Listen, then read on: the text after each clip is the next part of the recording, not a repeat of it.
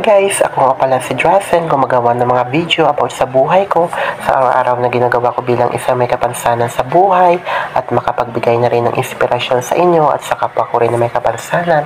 At kung na-appreciate nyo yung ginagawa ko sa video, don't forget to subscribe, like, and click the notification bell para maging updated ka sa aking mga susunod na video.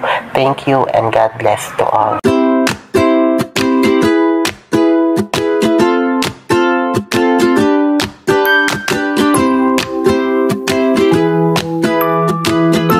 Mega shoutout sa inyong lahat dyan mga kapatid at sa lahat nandito sa aking premiere. Maraming salamat sa inyong lahat. Have a blessed Sunday sa inyong lahat mga kapatid. Panibagong araw, panibagong suporta para sa ating lahat. At welcome sa ating premiere promotion of Team Kuroda. And for today's video mga kapatid ay tunghayan natin yung pagta-travel ng aking mga pinsan papuntang Bantayan, Cebu o Isla ng Bantayan at doon sila mag Holy Week or Semana Santa sa Cebu mga kapatid. At isa dyan sa aking mga pinsan ay yung kanyang trabaho mga kapatid ay tagagawa ng mga galyon. Kumaga sumama siya dyan sa kapatid para syempre sa mga maraming mga turista din sa mga Cebu kapatid, diba? So yan yung kanyang work mga kapatid. At nakita nyo naman siguro mga kapatid yung nakaraan ko na mga upload sa aking mga video na kung saan kinuha natin siya ng video niya gawin yung isang galyon at simula sa mayroon sila mga sizes na maliit hanggang sa palaki mga kapatid.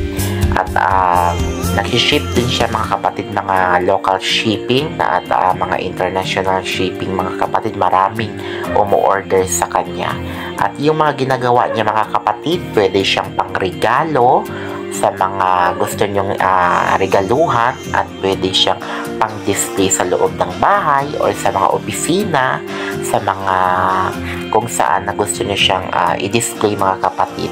At sobrang napakaganda yung mga gawa niya mga kapatid. Made of cotton wood siya mga kapatid.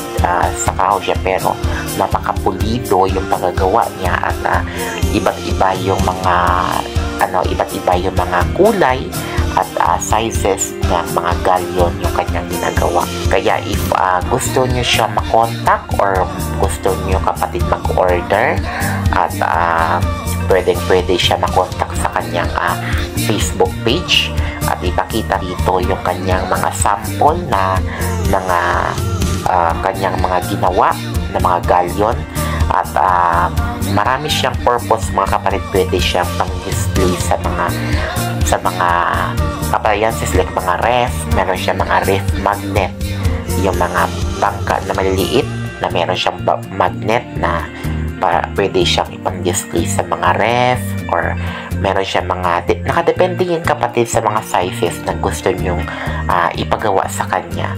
At kapag gusto nyong yung mga na gusto nyong ipalagay sa kanya, kumbaga mga kapatid meron silang mga sample dyan. Yung isa mga black pearl, may mga meron din siyang one piece nakita nyo ba kapatid sa cartons yung bangka ng one piece na parang carton siya na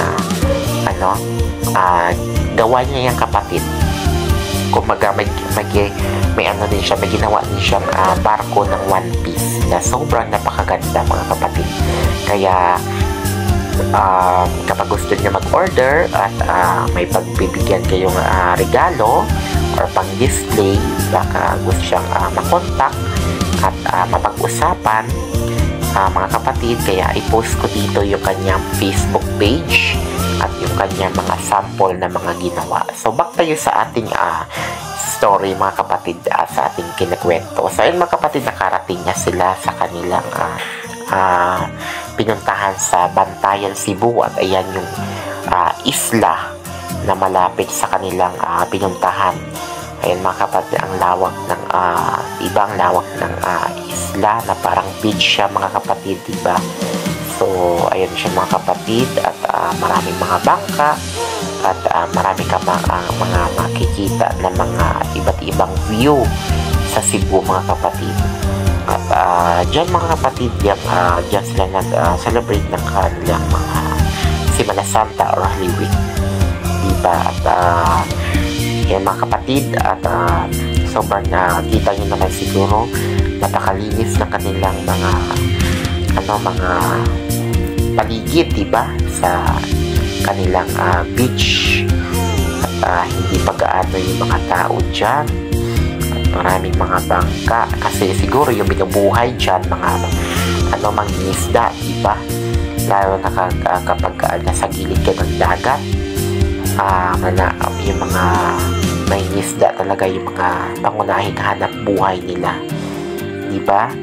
At first of all mga kapatid, gusto ko lang magpasalamat ulit sa ating Team Corona, sa buong team founder ng Team Corona, kay Ate Ana Coruda Mix Vlog and Kuya Master Worm, at sa lahat ng mga members of Team Corona. Thank you so much for always loving support, at sa kabutihan at pag-share nyo sa akin minsan ng blessings, at sa pagtulong nyo sa akin mga kapatid. Maraming salamat sa inyo lahat.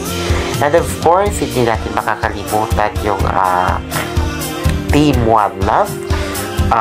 Sa lahat ng team founder ng Team One Love, pinapangunahan ni kapatid Pabi Boys, kapatid Kitchen and Taste Vlog, kapatid Linta, kapatid Pretty Mayan, kapatid RMG, kapatid Sarah, kapatid Sivernes, kapatid Alki Virtual, at sa lahat-lahat ng bumubuo ng mga team founder of Team One Love and to all members. Maraming salamat sa inyong lahat mga kapatid sa kabutihan, kabaitan, at pag-share niyo sa akin ng blessings, sa lahat ng tulong ninyo lahat sa akin mga kapatid. Sobrang pinagsasalamatan ko yun, at hindi ako magsasawa na magpasalamat sa inyong lahat.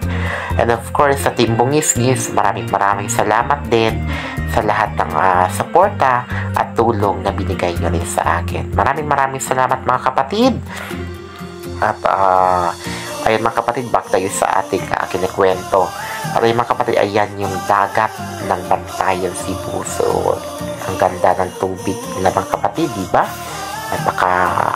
Napakasarap siguro dyan liguan, no?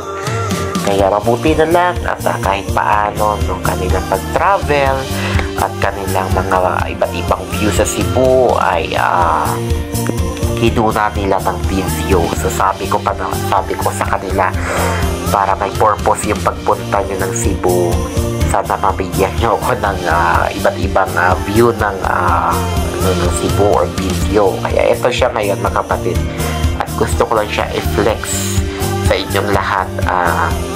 Bantayan, Cebu. At ayan mga kapatid, so napakaganda ng karagatan nila mga kapatid, diba? Napakaligaw ng tubig, at yung mga bato, yung mga puno, at yung mga kanilang mga white sands. So ayan mga kapatid, yan ang aking yung pinsan. Siya yan yung gumagawa ng mga galyon, diba?